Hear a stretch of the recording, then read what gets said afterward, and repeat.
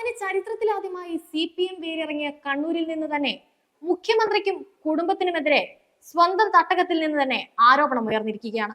മുഖ്യമന്ത്രി പിണറായി വിജയന്റെ മകൾ വീണ വിജയനെതിരെ കണ്ണൂർ ജില്ലാ കമ്മിറ്റി യോഗത്തിലും വിമർശനമുയർന്നതിൽ ഞെട്ടിയിരിക്കുകയാണ് നേതൃത്വം. മുഖ്യമന്ത്രിയുടെ മകൾ വീണയുടെ കമ്പനിയായ എക്സാലോജിക്കുമായി ബന്ധപ്പെട്ടുണ്ടായ മാസപ്പടി വിവാദം പൊതുസമൂഹത്തിൽ പാർട്ടിക്ക് അപമതിപ്പുണ്ടാക്കിയെന്നാണ് കണ്ണൂരിലെ ഒരു മുതിർന്ന നേതാവ് കഴിഞ്ഞ ദിവസം നടന്ന തെരഞ്ഞെടുപ്പ് അവലോകന ജില്ലാ കമ്മിറ്റി യോഗത്തിൽ തുറന്നടിച്ചത്. ഈ വിമർശനങ്ങളിൽ മുഖ്യമന്ത്രി കടുത്ത അസ്വസ്ഥനാണെന്നാണ് റിപ്പോർട്ട്.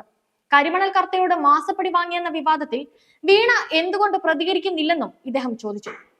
പാർട്ടി നേതാവായ AK ബാലനല്ല വീണയ്ക്കെതിരെ ഉയരുന്ന സാമ്പത്തിക ആരോപണങ്ങൾക്ക് മറുപടി നൽകേണ്ടത്. മുഖ്യമന്ത്രിയും കുടുംബവും ഈ കാര്യത്തിൽ മൗനം പാലിക്കുന്നത് പാർട്ടിയെ സംശയത്തിന്റെ നിഴലിൽ നിർത്തുകയാണെന്നും മുതിർന്ന നേതാക്കളിൽ ഒരാൾ ആരോപിച്ചു. മുഖ്യമന്ത്രിക്കെതിരെയുള്ള വിമർശനം കത്തിക്കയറുന്നതിനിടെ തടസ്സപ്പെടുത്തിക്കൊണ്ട് MP ഗോവിന്ദൻ ഇടപെട്ട് രക്ഷാപ്രവർത്തനവും നടത്തി. കേരളത്തിൽ LDFന് തുടർഭരണം കിട്ടിയത് പിണറായി വിജയന്റെ നേതൃത്വത്തിലാണെന്ന് നാം എല്ലാം ഓർക്കണം. ഒരു തെരഞ്ഞെടുപ്പ് തോൽവി ഉണ്ടായപ്പോൾ കഴിഞ്ഞ കാര്യങ്ങൾ തള്ളിപ്പറയുന്നത് ശരിയല്ല. മുഖ്യമന്ത്രി ശൈലി മാറ്റണമെന്ന് പറയുന്നത് എന്തുകൊണ്ടാണെന്ന് മനസ്സിലാകുന്നില്ല എന്നായിരുന്നു ഗോവിന്ദന്റെ പ്രതികരണം.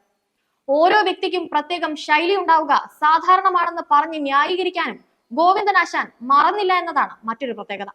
പ്രവർത്തകരുടെ ആഗ്രഹത്തിനൊത്ത് ശൈലി മാറ്റാൻ താൻ തയ്യാറാണെന്നും MP ഗോവിന്ദൻ പറഞ്ഞു. മുഖ്യമന്ത്രിയെ ഒറ്റതിരിഞ്ഞ് രാഷ്ട്രീയ എതിരാളികളും വലതുപക്ഷ മാധ്യമങ്ങളും കടന്നാക്രമിക്കുന്നത് പാർട്ടി നോക്കി നിൽക്കരുതെന്നായിരുന്നു കണ്ണൂർ ജില്ലാ സെക്രട്ടറി MP ജയരാജന്റെയും അഭിപ്രായം.